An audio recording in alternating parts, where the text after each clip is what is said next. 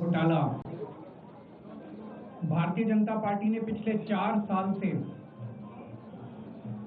इस शब्द का भारतीय राजनीति में खूब इस्तेमाल किया। आज उसमें जो आदेश आया उस पर भी चर्चा करेंगे। न्यायालय ने, हमारे जस्टिस सिस्टम ने इसमें एक बहुत ऐतिहासिक फैसला दिया है। इसके लिए मैं जुडिशरी का बहुत बहुत धन्यवाद करना चाहता हूं, जज साहब का बहुत बहुत धन्यवाद करना चाहता हूं। आज के इस माहौल में जब सारी संस्थाओं को, सारे अथॉरिटीज को डराया जा रहा है, धमकाया जा रहा है, ऐसे में इतना बड़ा न्याय करने के लिए जज साहब ने वाकई बहुत हिम्मत दिखाई है। मैं उन सभी वकील भाइयों का धन्यवाद करना चाहता हूं जिन्होंने एक एक कदम हम लोगों का साथ दिया, हमारी ये लड़ाई न्यायालय में लड़ी। मैं खासकर नाम लेना चाहता हूं, अभिषेक मनु सिंघवी साहब का धन्यवाद करता हूं, हरिहरन साहब का धन्यवाद करता हूं, रिबेका मैडम का धन्यवाद करता हूं, विक्रम चौधरी जी का, दयान कृष्णन जी का, रमेश गुप्ता जी का, शादान का, मोहित माथुर जी का, विवेक जैन, रजत, मोहम्मद इरशाद, करण, मुदित जैन, और भी कई नाम है, अगर मेरे से कुछ रह गए हो। बहुत सारे वकीलों ने हमारा साथ दिया, और उन सारे देश भर के लोगों का जिन्होंने पिछले 4 साल से जिस तरह से हमारे ऊपर अत्याचार किया जा रहा था, इतने कठिन समय में हम लोगों का साथ दिया, उनका धन्यवाद करना चाहता हूं। आप जान रहे हैं कि किस तरह से पिछले 4 साल से ईडी को, सीबीआई को, सारी संस्थाओं को इस्तेमाल करके हमारे ऊपर एक शराब घोटाला नाम का एक आरोप लगाया गया। सीबीआई ने, ईडी ने उसमें चार्जशीट फाइल की। आज कोर्ट को प्राइमा फेसी ये निर्णय लेना था कि क्या सबूत और गवाहों के बयानों के आधार पे सफिशिएंट मटेरियल है कि इसमें मुकदमा चलाया जाए। अभी मुकदमा चला नहीं था।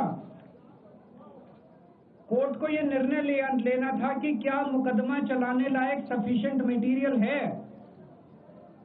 और कोर्ट ने लगभग 600 पेज के आदेश में सारे सबूतों और सारे गवाहों को मद्देनजर रखते हुए ये कहा है कि इतना भी सबूत नहीं है, इतने भी गवाहों के बयान नहीं है, एक निक्का सा भी सबूत नहीं है कि इसमें मुकदमा तक चलाया जा सके। अगर मुकदमा चलाया जाता, 15-20 साल मुकदमा चलता, उसमें बहुत सारे गवाह बुलाए जाते, सबूत रखे जाते, उसके बाद होता, वो तो अलग बात है। कोर्ट का ये कहना है कि इतना टुच्चा केस है, इतना फर्जी केस है, इतना बेकार केस है, इतना गलत केस है। ये मैं नहीं कह रहा, ये भाषा है। आप कोर्ट का ऑर्डर पढ़िए। ये ऑर्डर जो है ये ऐतिहासिक ऑर्डर है। कोर्ट ने कहा है कि इतना फर्जी केस है, इतना फर्जी केस है, एक भी सबूत नहीं है, एक भी गवाह नहीं है कि इसमें मुकदमा भी नहीं चलाया जा सकता। ये पूरा षड्यंत्र किसने रचा, क्यों रचा? ये पूरा षड्यंत्र 2 लोगों ने मिलकर रचा, नरेंद्र मोदी जी और अमित शाह जी। और आज उन दोनों को पूरे देश से माफी मांगनी चाहिए। उन दोनों ने मिलकर षड्यंत्र रचा कि आम आदमी पार्टी को खत्म किया जाए, आम आदमी पार्टी को बर्बाद किया जाए। और उस षड्यंत्र के तहत आजाद भारत का सबसे बड़ा और सबसे घिनौना षड्यंत्र रचा उन लोगों ने। वो देख रहे थे कि दिल्ली में वो हमें नहीं हरा सकते। वो देख रहे थे कि दिल्ली की जनता हमारे कामों से बहुत खुश है। वो देख रहे थे दिल्ली में कामों की राजनीति के आधार पे वो कहीं खड़े नहीं होते। तो उन्होंने एक षड्यंत्र रचा। जनता जानती है कि केजरीवाल ईमानदार, उन्होंने क्या केजरीवाल की ईमानदारी पे चोट करो। जनता जानती है कि आम आदमी पार्टी ईमानदारी, उन्होंने कहा आम आदमी पार्टी की ईमानदारी पे चोट करो। उन्होंने आम आदमी पार्टी को खत्म करने के लिए षड्यंत्र रचा और बोले केजरीवाल बेईमान है, केजरीवाल बेईमान है, केजरीवाल बेईमान है, केजरीवाल ने शराब घोटाला किया, केजरीवाल पैसे खा गया, केजरीवाल ने 100 करोड़ रुपए खा लिए। मैंने जिंदगी में केवल ईमानदारी कमाई है। मैंने जिंदगी में केवल इज्जत कमाई है, एक नया पैसा नहीं कमाया मैंने अपनी जिंदगी में। इन लोगों की तरह नहीं हूं मैं। मैंने जिंदगी में एक नया पैसा नहीं कमाया, केवल ईमानदारी कमाई है, और ये उस ईमानदारी के ऊपर चोट करना चाहते थे। उसके लिए इन्होंने षड्यंत्र रचा था। आज कोर्ट के ऑर्डर के बाद ये साबित हो गया देश के सामने, केजरीवाल कट्टर ईमानदार है, मनीष सिसोदिया कट्टर ईमानदार है, संजय सिंह कट्टर ईमानदार है, दुर्गेश कट्टर ईमानदार है, आम आदमी पार्टी कट्टर ईमानदारी है। हम नहीं कह रही है, कोर्ट ने सारे देश के सामने बोला है। कई लोग ये कहते हैं जेल से आने के बाद केजरीवाल चुप क्यों हो गया, केजरीवाल गायब हो गया, केजरीवाल कहां गया। मैं कोई नेता नहीं हूं, मैं कोई पॉलिटिशियन नहीं हूं। पॉलिटिशियन को फर्क नहीं पड़ता, उनको 4 गाली दे दो, मोटी चमड़ी होती है। मैंने जिंदगी में केवल ईमानदारी कमाई है। मेरे को जब कोई बेईमान बोलता है मुझे फर्क पड़ता है। मेरे को जब जेल भेजा जाता है, मेरे परिवार के ऊपर ताने मारे जाते हैं, मेरे को फर्क पड़ता है। केजरीवाल को फर्क पड़ता है। इसलिए मैंने तय किया था कि जब सारे देश के सामने मैं निर्दोष साबित हो जाऊंगा, तब तक मैं चुप रहूंगा। आज मेरे दिल से बहुत बड़ा बोझ उतर गया। मैं मोदी जी को कहना चाहता हूं, मोदी जी, आपने हमारे ऊपर इतने केस कर लिए, आपने ईडी छोड़ दी, आपने सीबीआई छोड़ दी, आपने पुलिस छोड़ दी, आपने इनकम टैक्स छोड़ दिया हमारे पीछे, आपने जेल भेज दिया हमारे 5 सबसे बड़े नेताओं को। आम आदमी पर एक समय ऐसा था जब आम आदमी पार्टी के सबसे टॉप के 5 नेता जेल में थे एक साथ। उसके बाद भी केजरीवाल का कुछ नहीं बिगाड़ सके। अब तो एक ही तरीका बचा है मोदी जी केजरीवाल से निपटने का, केजरीवाल का कत्ल करवाना पड़ेगा, केजरीवाल की हत्या करवानी पड़ेगी। उसके अलावा केजरीवाल आपसे संभलने वाला नहीं है।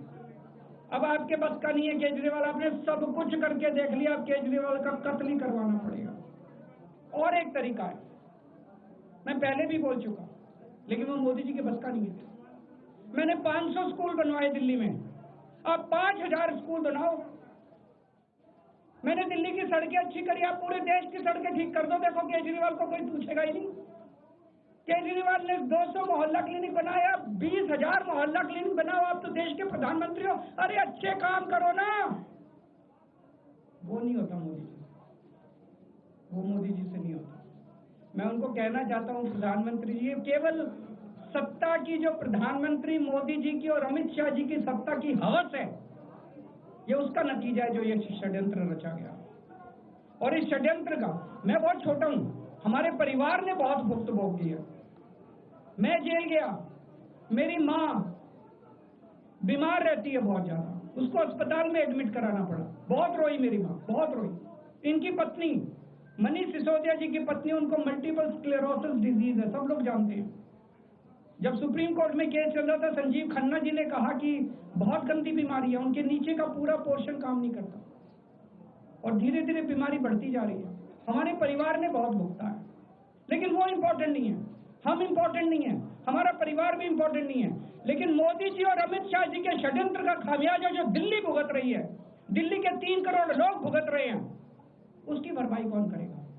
आज दिल्ली में कहीं चले जाओ, सारी सड़कें टूटी पड़ी हैं, अस्पतालों में दवाइयां मिलनी बंद हो गई हैं, मोहल्ला क्लिनिक बंद किए जा रहे हैं, स्कूलों का बुरा हाल हो रहा है। पूरे दिल्ली में पोल्यूशन इतना ज्यादा कभी दिल्ली की जनता ने नहीं देखा था। यमुना का बहुत बुरा हाल हो गया। एक चीज बता दो तो दिल्ली में इन्होंने ठीक करी हो, पूरी दिल्ली का बेड़ा गर्क कर दिया। सबसे बड़ा खामियाजा मोदी जी और अमित शाह जी की सत्ता की हवस, उसका सबसे बड़ा खामियाजा दिल्ली के 3 करोड़ लोगों ने भुगता है। दिल्ली के लोगों से जाके पूछो। आज मैं चैलेंज करता हूं मोदी जी को, मोदी जी हिम्मत है दिल्ली में दोबारा चुनाव करा के दिखा दो, 10 से ज्यादा तुम्हारी सीट आ जाए, मैं राजनीति छोड़ दूंगा। तुम्हारी 10 से ज्यादा सीट आ जाए, मैं राजनीति छोड़ दूंगा। दिल्ली की जनता त्रस्त हो चुकी है तुम लोग।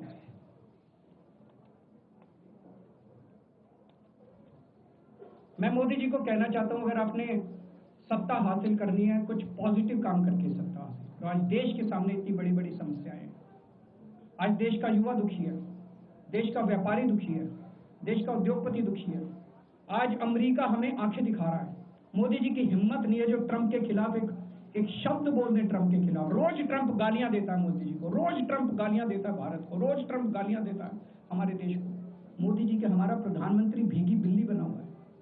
अरे देश संभालिए ना, आपको हमने देश चलाने को दिया था और आप केजरीवाल में उलझ गए, आप आम आदमी पार्टी में उलझ गए।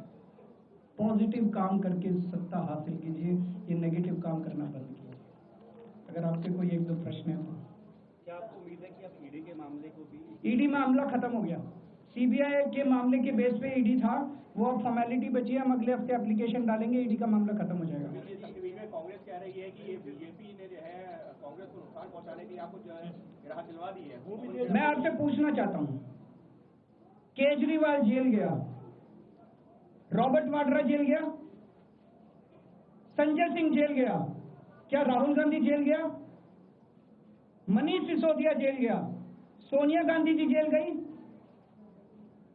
किस मुंह से बात करते हैं? शर्म नहीं आती कांग्रेसियों? सीबीआई केस को ऊपर कोर्ट में ले जाएगी। ले जाए, वो तो ले जाए, उनका हक है। सुप्रीम कोर्ट भी जाएंगे, हाई कोर्ट भी जाएंगे। जैसे निचली कोर्ट में न्याय हुआ, ऐसे ऊपरी कोर्ट में भी न्याय हुआ। जब कोई सबूत है ही नहीं, जब कोई गवाह है ही नहीं, तो ऊपर के कोर्ट में भी कहां से लाएंगे सबूत, कहां से लाएंगे गवाह? आज कोई छोटा मोटा उन्होंने डिस्चार्ज कर दिया है हमें, उन्होंने कहा कोई आरोप ही नहीं बनता। इन्वेस्टिगेटिंग ऑफिसर सीबीआई के ऊपर उन्होंने, कोर्ट ने टिप्पणी की है कि सीबीआई अपने दोषी अधिकारियों के खिलाफ डिसिप्लिनरी एक्शन, कभी ऐसा ऑर्डर देखा है? इसका मतलब कितना फर्जी मुकदमा था कि सीबीआई के अफसरों के खिलाफ डिसिप्लिनरी एक्शन लिया जाएगा। आप कुछ कहना चाहते हैं? बीजेपी कह रही है कि आप सारे एविडेंसेस डिस्ट्रॉय कर दिए, इस वजह से लोअर कोर्ट का ऐसा ऑर्डर आया और वो उम्मीद जता रहे हैं कि हायर कोर्ट में आपके खिलाफ जो है कार्रवाई दोबारा से। कहाँ पे? जज के कमरे में जाके डिस्ट्रॉय कर दिए? कहाँ डिस्ट्रॉय कर दिए? कहाँ डिस्ट्रॉय कर दिए? मैं जेल में था, ये जेल में था, संजय सिंह जेल में थे, कहाँ डिस्ट्रॉय कर दिया हमने? पगला गए हैं वो। जब हम लोगों को जेल में डाला जा रहा था तो यही बीजेपी वाले चीख के कहते थे सारे सबूत हैं, सारे सबूत हैं, सारे सबूत। अब कहाँ गए सबूत? तो अभी तो देखिए, आजकल YouTube पर खूब सारे वीडियोस चल रहे हैं कि कौन किसके इशारे पे नाचता है। अब सीबीआई ये किसके इशारे पे नाचते हैं? YouTube के वीडियो देख के आपको पता चल जाएगा। सीबीआई इनके इशारे पे नाचती है, वो सब जगह जाएगी। पर आज साबित हो गया कि सीबीआई इनके इशारे पे नाचती है। भारतीय जनता पार्टी ने आपके आंसुओं पर भी सवाल खड़े करने दो उनको, कोई फर्क नहीं पड़ता। आज जब आप घर आए थे तो मैडम स्मिता जी के साथ जो है वो लम्हा जो कैमरे पे कैप्चर हुआ। देखिए, मेरे परिवार ने बहुत भोगा है इसमें, और मैं समझता हूँ कि जब इस पूरी यात्रा की शुरुआत हुई थी, जब इसमें कूदे थे, तो हमें पता था कि जब आप सिस्टम बदलने चलते हैं, व्यवस्था बदलने चलते हैं, तो बहुत कठिनाइयां आती हैं। पूरा सिस्टम आपके ऊपर पूरी ताकत के साथ आपके ऊपर वार करता है। वो किया उन्होंने, और आज जनता के सामने सारा सिस्टम नंगा हो चुका है। ये सब लोग नंगे हो चुके हैं जनता के सामने। ये तो होना ही था। सत्य को एक न एक दिन देर हो सकती है, अंधेर नहीं है। पंजाब और गुजरात में चुनाव आज की वर्ष के बाद ये केवल एक आध चुनाव की बात नहीं है, ये पूरे सिस्टम को ललकारने की बात है। जिस तरह से सिस्टम का दुरुपयोग इन लोगों ने किया, और जिस तरह से सिस्टम का दुरुपयोग करके इन लोगों ने, पता है, ये सिटिंग चीफ मिनिस्टर को अगर ये जेल में डाल देंगे तो फिर क्या बचा? और इतने फर्जी केस में फिर तो कुछ भी नहीं बचा। कल को स्टालिन साहब को जेल में डाल देंगे, ममता बनर्जी को, जो जहां इनकी पार्टी हारेगी उस मुख्यमंत्री को पकड़ के जेल में डाल दो। जनतंत्र ही नहीं बचा।